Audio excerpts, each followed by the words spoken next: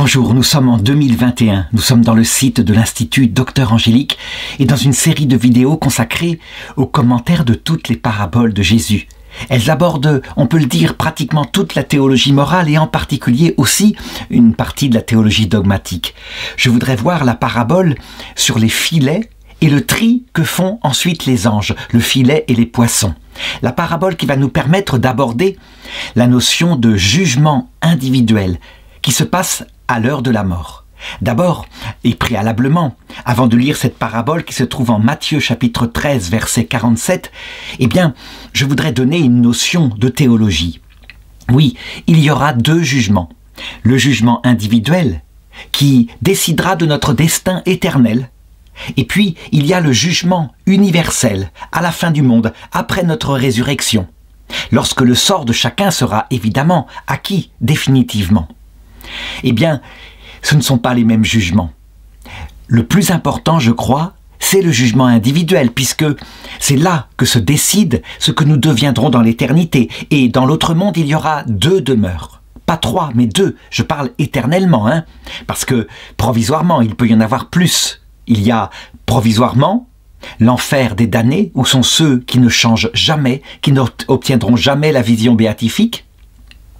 Le paradis des élus qui obtiennent la vision béatifique parce qu'ils ont accepté les conditions du Seigneur qui sont principalement la charité, c'est-à-dire un amour de Dieu, cœur à cœur, et du prochain, fondé sur l'humilité. Et puis, il y a, pour ceux qui ne sont pas encore prêts, le purgatoire. Cette parabole que je vais traiter ne traite pas ici du purgatoire, mais simplement du destin final. Dans le destin final, il y a le paradis et l'enfer. Qu'est-ce que le jugement universel? Ça, c'est un jugement de discernement. En fait, c'est tout simplement l'éternité. Après la résurrection, nous verrons tout sur tous.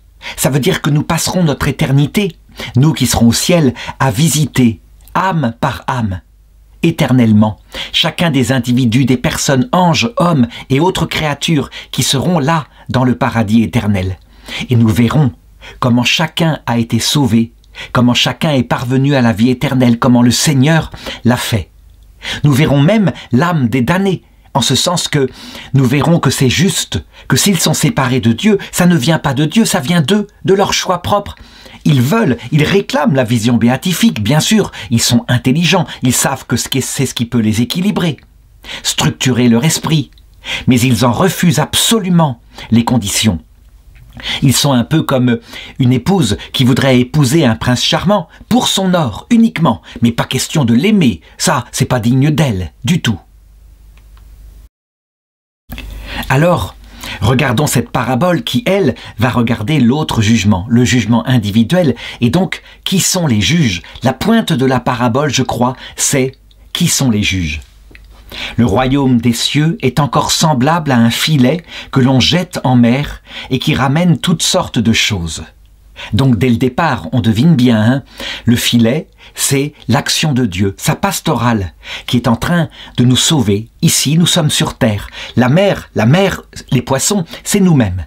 Nous sommes sur la terre, nous vivons sur la terre dans une première étape de notre vie, et cette étape va être déterminante pour la suite. Le filet qui ramène toutes sortes de choses, l'expérience le montre. Il peut ramener des beaux poissons, des petits poissons, des crabes, mais aussi des cailloux, des déchets qui étaient posés sur le fond, etc. Surtout maintenant où les filets raclent le sol. À l'époque, évidemment, c'était surtout des poissons de toutes sortes, mais certaines choses qui n'étaient pas comestibles. Il y a aussi des méduses. Quand le filet est plein, les pêcheurs le tirent sur le rivage, puis ils s'assoient, recueillent dans des paniers ce qu'il y a de bon et rejettent ce qui ne vaut rien. Voilà, je crois que c'est là le cœur de cette parabole très courte et heureusement, le Seigneur en donne lui-même l'explication parce que si nous avions donné nous-mêmes l'explication, nous aurions dit, eh bien, les pécheurs qui trient, c'est tout simplement le Seigneur. C'est le juge suprême. Il n'y a qu'un seul juge, Jésus-Christ. Et Jésus, arbitrairement, ou plutôt, je dirais, par sa science divine, lui qui est le créateur de ce monde, met À droite, les brebis, à gauche, les boucs. C'est une autre parabole qui va dans le même sens. Les brebis vont vers le paradis, les boucs vers l'enfer, avec des critères qui sont donnés dans une autre parabole, justement, la parabole des boucs et des brebis.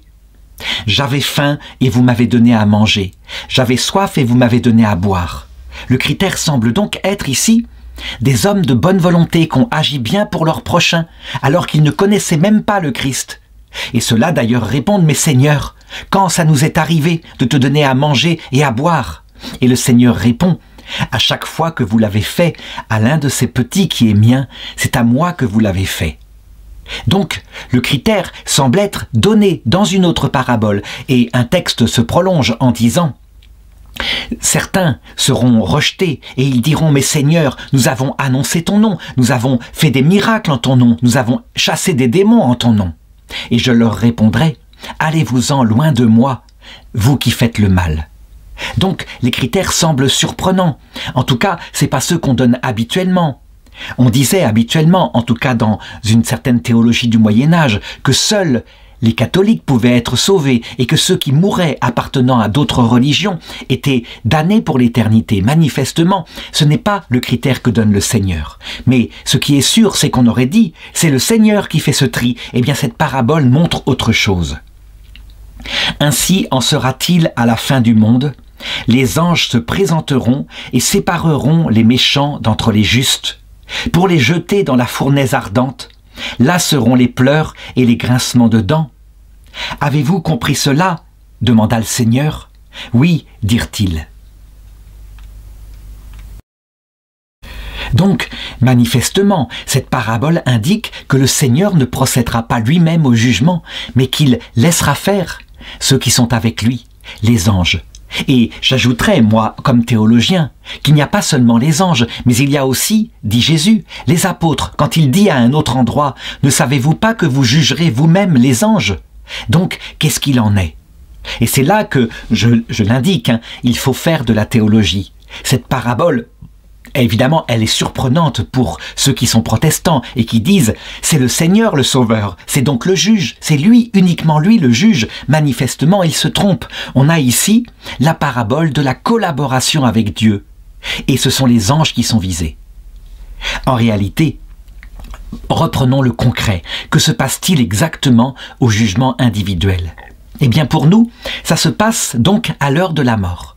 Un jour, nous serons peut-être âgés, nous serons dans notre lit, et tout d'un coup, la nuit, nous entendrons un bruit, je ne sais pas quoi, et nous nous lèverons, et nous nous retrouverons incroyablement capables de nous lever. Et en nous retournant sur notre lit, nous verrons qu'il y a quelqu'un dans le lit. Alors nous devrons comprendre que notre âme est en train de partir, nous sommes morts. Et nous constaterons que nous sommes avec un corps redevenu jeune, que notre corps biologique dans le lit est tout froid, nous ne pouvons plus le toucher, mais que nous voyons, nous entendons, nous sommes redevenus jeunes.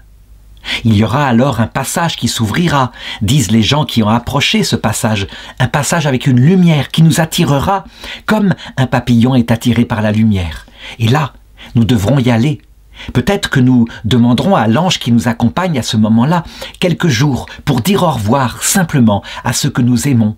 Nous avons le droit à ces 3 jours entre ce monde et l'autre. Et nous pouvons parfois tout de même assister aux choses, donner un rêve ou une caresse à quelqu'un qui dort pour lui indiquer que nous sommes partis. Et la personne rêve de nous et le lendemain, quand elle découvre que nous sommes mortes, elles savent que c'est un petit message de nous. Et donc, à un moment donné, nous passons par un passage mystérieux dans l'autre monde. Et au bout de ce passage, il y a cet être fantastique, cet être qu'est le Christ, mais il n'est pas seul. Le Christ, ce qui caractérise sa venue, disent tous les gens qui l'ont vu, c'est que c'est un être de lumière, il est vrai. Ça veut dire qu'en le voyant, on voit sa propre âme. Le pape Benoît XVI, dans Spe Salvi 47, le dit, c'est la rencontre avec lui qui tout d'un coup manifeste tout en nous, et aussi notre saleté. C'est comme si nous allumions une lumière dans une pièce sombre et du coup, tout d'un coup, tout est visible, il n'y a plus d'obscurité. Donc, devant un tel juge, le juge étant son cœur, mais son cœur tel qu'il est, vrai, eh bien, nous voyons ce que nous sommes. Il y a donc bien le Christ qui est le juge premier, nous ne pouvons pas le nier. Cependant, Ceux qui l'ont vu ont vu en lui non seulement cette qualité de vérité, mais elle n'est pas la seule, si elle était la seule. Et peut-être l'est-elle pour ceux qui sont méchants.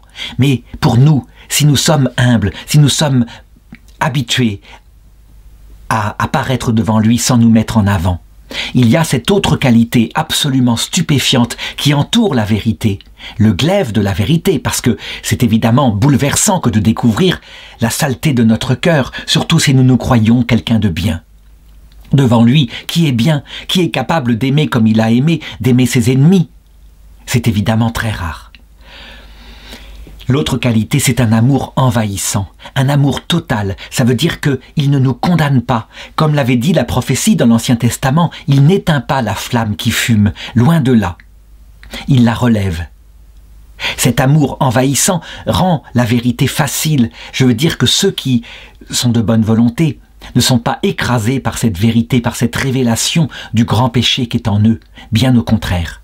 Leur désir à ce moment-là devant lui, c'est de tomber à genoux et de dire « Tout ce que tu dis est vrai, je suis un pauvre pécheur, Seigneur, prends pitié de moi ». Il y a une troisième qualité que je voudrais indiquer, qui est sortie d'ailleurs du cœur du Christ à la croix. Parce que, à la croix, certes, il y a la vérité qui est révélée. La croix est un peu l'image de cette apparition du Christ à l'heure de notre mort. En ce sens que, en le voyant, nous savons qu'il est Dieu. Et nous comprenons que Dieu est amour. La vérité est parfaitement révélée. Il priait même pour nous qui étions des sales pécheurs, qui l'insultions à la croix, dit quelqu'un. C'est le bon larron qui le dit. Nous y voyons évidemment quand son cœur est percé sortir du sang, et le sang, c'est le symbole de son amour. Y a-t-il plus grand amour que de donner sa vie pour ceux qu'on aime? Mais nous y voyons sortir aussi de l'eau. Et l'eau, on s'est toujours demandé ce que c'était, on n'a pas tellement regardé. L'eau, c'est le symbole de la pureté, c'est vrai, mais c'est aussi ce qui donne la vie. Et sans eau, il n'y a de vie nulle part. C'est l'élément le plus commun, le plus humble. Quand on en a, elle ne vaut rien. Mais c'est l'élément le plus indispensable. Celui qui est dans le désert le sait, il donnerait tout l'or qu'il porte sur lui pour un verre d'eau. L'eau, c'est le symbole de ce cœur infiniment humble, ce cœur de notre Dieu. Et c'est la troisième qualité qui transparaît quand on voit le Christ, cette humilité profonde. Vraiment, il est tellement plus humble et pourtant il est le créateur du monde. Donc là, jusqu'ici, je n'entre pas dans la parabole. Je dis que le juge, c'est le Christ, et je le maintiens parce que d'autres paraboles le disent. Alors, comment entrer dans cette parabole où il est montré que ce sont les anges? Eh bien, c'est simple. Le Christ, les gens qui approchent la mort le disent. Il ne revient pas seul. Il y a autour de lui tous nos proches décédés. Il y a aussi les anges. Et si nous avons prié une seule fois dans notre vie, la Vierge Marie, elle est là, bien sûr. Ça veut dire qu'en fait, comme le disait le Credo, il reviendra dans sa gloire, accompagné des saints et des anges. Les anges, ce sont ces créatures spirituelles qui nous ont gardés, qui ont été chargés de nous protéger pour nous emmener vers la vie éternelle. Et les saints, ce sont ceux à qui les anges ont donné le rôle de les remplacer pour une cause très simple. Les anges n'ont jamais eu de corps. Ce sont des créatures purement spirituelles. Ils sont donc des intellects précis et quelquefois, leur pastorale qu'ils appliquent sur nous est donc dure. Ils ne sont pas passés par la misère de vivre dans un corps. Les saints, hommes et femmes, au contraire, ont compris ce que c'était. Et donc, leur pastorale, que les anges leur confient quand ils sont au paradis, est plus douce, plus adaptée à ce que nous sommes, plus miséricordieuse. On peut dire qu'au fur et à mesure des temps, la pastorale dure des anges est remplacée par la pastorale douce de la Vierge Marie. C'est comme si l'échelle blanche qui mène au ciel, plutôt l'échelle rouge qui mène au ciel, qui est une échelle, je dirais, de sacrifice, de souffrance, de crucifixion. Et elle façonne en nous un cœur misérable, évidemment. Elle est adaptée aussi au mauvais larron. On y tombe souvent, mais le but est de préparer notre cœur à la rencontre. Bien, cette échelle rouge est remplacée par une échelle blanche, l'échelle maternelle des saints et de la Vierge Marie. Cette échelle blanche est plus douce. Elle produit le même effet, mais par des souffrances intérieures qui, quelquefois, sont dures. Quel est l'effet que produit cette échelle? Eh bien, il y a 3 sortes d'hommes sur terre, on peut le dire comme cela. Il y a des méchants, il y a des justes et il y a des saints. Les méchants, c'est ceux qui sont centrés sur eux-mêmes volontairement. Et quelquefois, ils le font par ignorance et faiblesse. Ils se disent, il n'y a pas de vie après la mort, donc profitons-en, avant de ne mourir. Les justes, ce sont des hommes qui cherchent la vérité. Ils ne connaissent pas forcément le Christ, ils peuvent être athées, mais ils essayent d'agir bien, d'être miséricordieux avec leurs prochains. Ceux-là, je dirais, ils sont cités dans la parabole « Vous m'avez donné à manger alors que j'avais faim ». Les saints, ce sont le petit nombre qui connaissent ce que je suis en train de raconter, qui connaissent le Christ. C'est évidemment des hommes qui ont les mêmes péchés que les autres, mais ils ont reçu cette lumière, ce qui rend leur croix plus facile, et ils ont le devoir d'annoncer cette lumière aux autres, afin que la souffrance, une souffrance insensée pour les autres, se transforme en une souffrance sensée, donc en une croix légère. Nous serons donc jugés, les trois types de personnes seront jugées par l'apparition du Christ, accompagné des saints et des anges. Alors maintenant, les saints et les anges, en quoi peuvent-ils juger? Eh bien tout simplement parce que quand nous voyons apparaître l'ange gardien, dans sa lumière, à l'heure de notre mort, même si nous ne voyons pas le Christ, c'est tout comme pareil. Ça veut dire que avant que le Christ ne se soit incarné, il apparaissait aux morts dans le Shéol, l'ange de Dieu, et l'ange de Dieu était dans la vision béatifique. Donc, son cœur était semblable à celui du Christ, même si, évidemment, il n'était pas mort sur la croix. Ceux qui étaient capables, avant la venue du Christ, de mépriser l'ange de Dieu et de se tourner uniquement vers leur orgueil ou vers Lucifer, l'ange révolté, eh bien ceux-là se damnaient déjà pour l'éternité. Nous savons que dès la deuxième partie de l'Ancien Testament, il y a la découverte que dans l'autre monde, il y a l'enfer des damnés. On le voit très fortement dans le livre des Maccabées, que les protestants disent apocryphes, mais que les catholiques, les orthodoxes, toutes les églises fondées par les apôtres gardent précieusement. Et puis qu'il y a déjà un paradis provisoire, qui est confirmé par Jésus dans la parabole de Lazare et du riche. C'est le sein d'Abraham, un paradis provisoire où on n'a pas encore la vision béatifique, parce que le Christ n'est pas encore venu, mais on en a reçu la promesse. Et donc Abraham, Isaac, Jacob, Moïse peuvent apparaître le jour de la transfiguration. Aux apôtres Pierre, Jacques et Jean, ils s'entretiennent avec Jésus de ce qu'il va lui arriver à Jérusalem. Ils savent qu'il va donner sa vie pour nous. Ils sont donc déjà dans l'évangile et ils sont dans l'autre monde. Ils sont déjà vivants de la grâce. Donc, le rôle des anges, eh bien je l'ai dit, ils nous jugent par, je dirais, la vision des mêmes qualités qui sont dans le cœur de Christ, vérité sur ce que nous devrions être, ce que devrait faire notre conscience, amour, humilité. Mais les anges, évidemment, paraissent beaucoup moins proches de nous que ne sont ceux qui ont vécu leur vie terrestre. Par exemple, notre grand-père, notre grand-mère, la Vierge Marie, Sainte Thérèse de l'Enfant Jésus. C'est pourquoi on devrait dire que parmi les anges, les envoyés de Dieu au moment de ce jugement, il y a nos proches. Et le ciel adapte l'apparition à ce que nous sommes.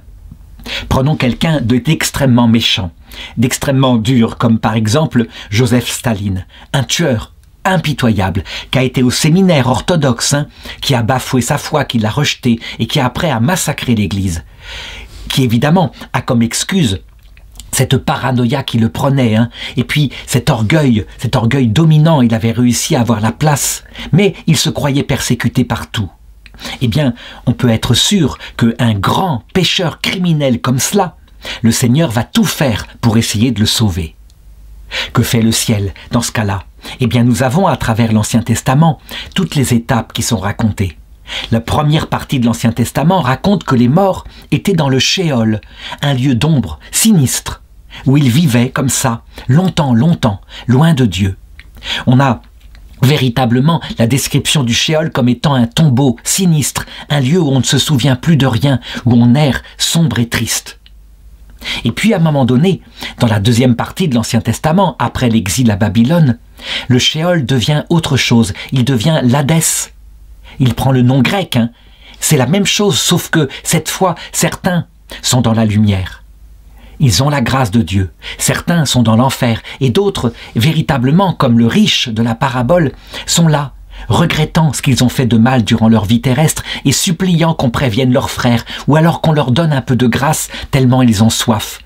C'est très probablement le purgatoire. C'est en tout cas ce que le pape Benoît XVI dans Spe Salvi 44-45 suggère pour la première fois, alors que les anciens chrétiens disaient « Mais non, il est en enfer éternel, il a été méchant, c'est comme ça, il y a deux demeures, enfer et paradis ». Pour Adolf Hitler, pour quelqu'un d'aussi méchant, ou pour Joseph Staline, il est évident que si le ciel tentait de les sauver une dernière fois, eh bien, juste après sa mort, il serait dans le Sheol, dont le nom signifie la mort, le passage de la mort. Et il y resterait des siècles. Comment puis-je dire qu'il y resterait des siècles? Eh bien, les thomistes disent, mais non, le Sheol a disparu. Le Christ, quand il est descendu, l'a fait disparaître définitivement. Je dirais les théologiens irlandais comme Saint Patrick, Saint Malachie ne disent pas cela, ils disent l'inverse, ils disent il peut être encore utile pour certaines âmes barbares comme les âmes du premier Ancien Testament. Il n'y a pas de raison que Dieu ne se serve pas de ce Sheol s'il peut essayer de sauver quelques-unes de ces âmes comme il a sauvé les âmes de l'Ancien Testament. Les anciens théologiens disaient mais c'est n'importe quoi, juste après la mort le jugement arrive, la mort étant instantanée. Le problème, c'est qu'on voit bien, dans l'Écriture, par exemple dans la première épître de Saint Pierre, que ceux qu'on croyait damnés, tous ces gens horribles qui avaient refusé de croire au moment du déluge, on croyait qu'il n'y avait eu que 8 personnes sauvées dans l'arche de Noé, et donc qu'il n'y avait que, dans toute l'humanité de l'époque, 8 personnes au paradis, et les autres étaient en enfer. On a la réponse par Jésus-Christ dans cette première épître au Saint Pierre, où il est dit le Christ s'en est allé même prêcher aux esprits qui étaient en prison, à ceux qui avaient refusé de croire à l'époque où Noé construisait l'arche. Et en tout 8 personnes furent sauvées. Ainsi, le Christ s'en était allé prêcher même aux morts, afin que eux qui étaient morts dans leur chair au moment du déluge puissent être sauvés maintenant par l'Esprit. C'est quelque chose d'extraordinaire qui montre que les grands pécheurs barbares, après un temps qui paraît immensément long, le déluge a-t-il eu lieu 10 000 ans avant Jésus-Christ peut-être, en tout cas c'est manifestement quelque chose qui est très ancien, peut-être au néolithique ou à l'âge du bronze. Eh bien, ces gens finissent par être sauvés. Dans leur errance, ils ont appris l'humilité et peut-être la soif de Dieu. Est-ce que ça veut dire que tout homme est sauvé? Je n'ai pas dit ça, hein, mais je montre par là ce qui probablement se passe.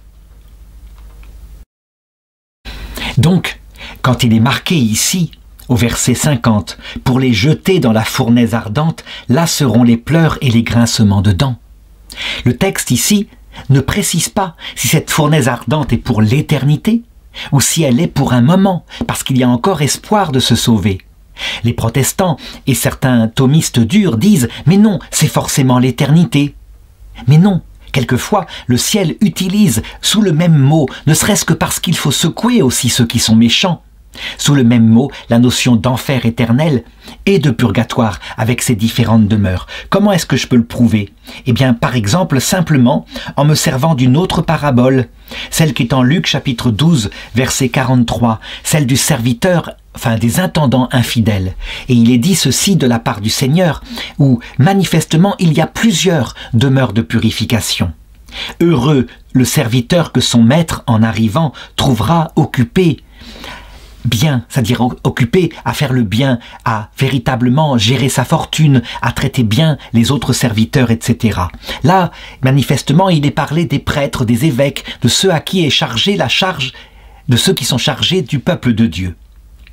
Vraiment, je vous le dis, donc quand on trouvera un serviteur, et ce serviteur c'est nous chrétiens, qui agit bien, eh bien, le maître l'établira sur tous ses biens. Là, on voit quelque chose aussi qui est refusé par certains protestants. Quand il est dit qu'il l'établira sur tous ses biens, ça veut dire que nous aurons un rôle manifeste sur les biens les plus profonds du Seigneur, qui est le salut de ceux qui sont encore sur la terre. Ceci s'appelle la communion des saints, et donc ceux qui sont au ciel passent leur temps à nous aider pour aller au paradis. Et le suite du texte va distinguer un purgatoire léger, un purgatoire très dur et l'enfer. Mais si ce serviteur dit en son cœur « Mon maître tarde à venir » et qu'il se mette à frapper les serviteurs et les servantes, à manger, à boire, à s'enivrer, le maître de ce serviteur arrivera au jour qui n'attend pas, au jour qu'il n'attend pas et à l'heure qu'il ne connaît pas, il le retranchera et lui assignera sa part parmi les infidèles. Là, je dirais, ce sort-là, être parmi les infidèles, je dirais, ça peut signifier peut-être l'enfer éternel. Ceux qui refusent de croire malgré l'évidence, quand ils voient le Messie, c'est un péché contre l'Esprit Saint. Ce n'est pas le refus de croire quand ce n'est pas évident sur la terre, ça c'est un péché d'ignorance ou de faiblesse. Mais le refus de croire malgré l'évidence, c'est forcément un acte d'orgueil quand on est confronté à l'apparition de Jésus-Christ ou de ses saints ou de ses anges. Et ensuite, il est dit au Luc chapitre 12 verset 47, « Le serviteur qui, connaissant la volonté de son maître, n'aura rien préparé ou fait selon sa volonté, recevra un grand nombre de coups. » Un grand nombre de coups, c'est pas un nombre infini. Et là, très probablement, eh bien, il s'agit des purgatoires les plus durs, ce que je viens d'appeler le Sheol, une errance d'abord dans l'abandon, un certain temps, parce que peut-être cette âme, elle aura la capacité de se repentir à un moment donné. Alors certains disent, mais ce n'est pas possible, n'y a-t-il pas le pape Benoît XII dans la constitution Benedictus Deus, qui dit que juste après la mort, une âme qui n'est pas en état de grâce est aussitôt conduite en enfer pour y subir des peines diverses. Et là, ce qui est visé, c'est l'enfer éternel. Mais ce n'est pas contradictoire. Le pape ne définit pas la mort et je dis que ce qui se passe là, c'est dans la mort. La mort qu'on appelle Sheol. Sheol, ça veut dire mort en hébreu. C'est aussi dans cette autre mort qu'on appelle Hadès. Hadès veut dire mort en grec. Et donc, pour le petit nombre de coups, c'est peut-être ceux dont l'âme est affinée, pardon, pour le grand nombre de coups, l'âme est affinée, qui ont beaucoup péché, et qui, comme le riche, manifestement, eh bien, doivent payer pour le mal qu'ils ont fait. Ensuite, il est dit au verset 48, « Celui qui, sans la connaître, aura par sa conduite mérité des coups, il n'en recevra qu'un petit nombre. À qui on aura donné beaucoup, il sera beaucoup demandé. » Ce qui est visé ici, ce sont des non-chrétiens qui n'ont donc pas la chance de connaître l'Évangile, mais qui se seront comportés mal, avec des circonstances atténuantes. Ils auront ignoré qu'il y a un salut, et donc ils se seront dit « Profitons de la vie », un peu comme Coëlette dans le livre de la Bible. « Profitons de la vie avant de retourner au néant ». Alors, ils recevront un petit nombre de coups, mais tout de même, il y aura une purification. Une purification qu'on peut appeler purgatoire, puisque petit nombre de coups ne veut pas dire enfer éternel. Certains théologiens du Moyen-Âge disaient « Mais si, simplement ils sont éternellement dans une souffrance plus petite ». C'est évidemment une souffrance éternelle plus petite, c'est évidemment une souffrance éternelle, c'est donc gigantesque. L'éternité, c'est pas n'importe quoi. Par contre, une souffrance temporaire, même très dure, même comme on le voit pour ceux qui sont morts au déluge pendant 10 000 ans, dans la solitude et l'errance, c'est rien en comparaison de l'éternité qui suit. Il faut regarder les choses comme cela. Et donc, on le voit, cette parabole ici du pêcheur et des poissons n'a pas comme pointe de distinguer l'enfer, le purgatoire, le paradis. Elle distingue plutôt qui jugera. Et là encore, eh bien, elle manifeste que ce sont les anges. Elle manifeste quoi dans sa pointe, donc? L'humilité immense de notre Dieu, qui délègue, pour des choses aussi importantes que cela, ses amis, anges et saints. Je voudrais terminer ce commentaire encore en disant autre chose. Ici, dans la parabole, on voit bien que les anges attrapent par la peau du dos les méchants, les mettent dans la fournaise, et qu'ils attrapent, on pourrait dire par les bras, les gentils, et ils les mettent au paradis. Donc, on dirait qu'ici, c'est un jugement, où la personne n'a pas à participer à son propre jugement. Dans la réalité, comme je l'ai montré, en réalité, en voyant le Christ, ou en voyant les anges du Seigneur, ou en voyant les saints, la lumière qui émane du cœur du Christ, ou du cœur de la Vierge Marie, ou du cœur des anges, cette lumière est jugement. Elle révèle notre cœur, et notre réaction est une réaction coactive. Ça veut dire que ceux qui sont méchants méprisent le Christ, et ses saints et ses anges. Ceux qui sont méchants disent « Mais quoi, c'est ça l'évangile? Faudrait être tout humble et tout amour, j'en ai rien à faire ». Et ils choisissent absolument librement, à travers un blasphème contre l'Esprit Saint, Le démon, Lucifer, qui leur propose un autre monde où on est debout, comme il l'avait fait à Adam et Ève. Vous serez maîtres du bien et du mal, vos yeux s'ouvriront et vous vivrez éternellement. On le voit, il y a en fait participation. La damnation est une sorte d'alliance entre l'action de Dieu qui révèle le bien de l'Évangile et l'action du damné qui méprise ce bien de l'Évangile. En ce qui concerne l'entrée au paradis, c'est de la même chose. Il y a alliance. Les hommes de bonne volonté, les hommes qui ont regretté leurs péchés et les hommes qui ont toujours cherché à aimer. Ceux-là, en voyant le Christ ou ses anges, immédiatement se tournent vers lui et l'aiment de tout leur cœur.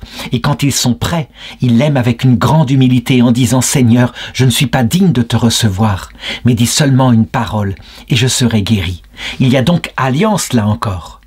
Donc attention, toujours considérer ce jugement dernier comme alliance. Nous y participons par l'état de notre cœur.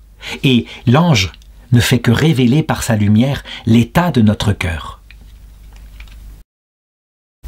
C'est là où il y aura des surprises, parce que nous le verrons, comme je l'ai dit tout à l'heure avec le texte concernant ceux qui ont donné à manger. Il y aura des athées qui iront tout droit au paradis. Il y aura des chrétiens qui iront tout droit en enfer.